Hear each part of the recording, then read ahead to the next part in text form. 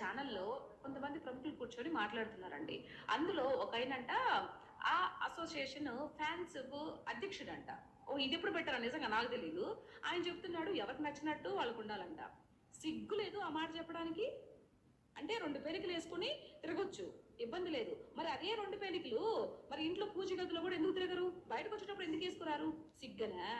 అంటే 4 గోడల మధ్య నువ్వు స్విమ్మింగ్ పూల్‌లో అలాంటప్పుడు అలాగే ఉండాలి కదా! బయటకెందుకు దాన్ని పెట్టడము?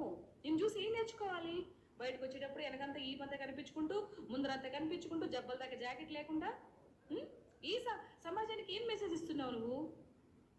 ఇంత జరిగినా కూడా మళ్ళీ సేమ్ అగైన్ అయ్యే ఫోటోలు తీసి మళ్ళీ ఎందుకు నెట్టింట్లో పెట్టి ఆన్లైన్ చూడాలనే కన్నా పెద్ద ఫ్లెక్సీ కట్టి హైదరాబాద్ నడిబొడ్డులో పెట్టచ్చు కదా, ఇంకా చూస్తారు ఎయిర్పోర్ట్లో అక్కడ పెద్ద ఫ్లెక్సీ వేసి పెడితే చాలా బాగుంటుంది. తను ఎవరు అంటున్నారు? ఎవరి గురించి అంటున్నారు తను? బహుశా నా గురించి అయ్యుండొచ్చు. ఓకే. ఇప్పుడు స్మూత్ అనిపించిందా? చాలా కామ్ గా ప్లెజెంట్ గా మాట్లాడారు ఆవిడ కూడా. ఆడవాళ్ళు చూస్తే సంతోషం అనిపించింది కదా. అవును. ఇప్పుడు అక్కడ మాట్లాడుతుంది ఒక స్త్రీ, ఒక మహిళనే. అవును. ఇప్పుడు సంతోషం అనిపించిందా?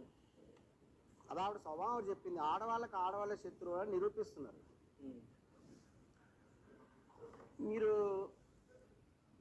గమనించారో లేదో, ఆమె రోడ్డు మీద ఎక్కడ కూడా రాలేదండి. మీరు నిజంగా కూడా పర్మిషన్ ఇప్పిస్తే పెద్ద ఫ్లెక్సీ కూడా మేము పెట్టిస్తాము.